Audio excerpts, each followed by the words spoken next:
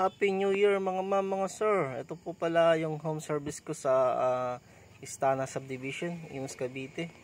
Yung po change backlights. Binalikan natin yan.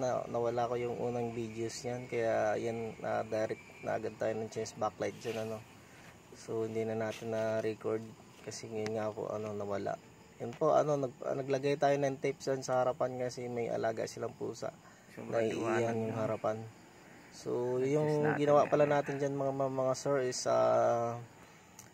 nagpalit tayo ng backlights saka acrylic, yung acrylic glass sa loob. So hindi na natin masyado dinatalye dyan kasi yun nga nasa home service tayo, minsan nakakaya mag tawag doon video.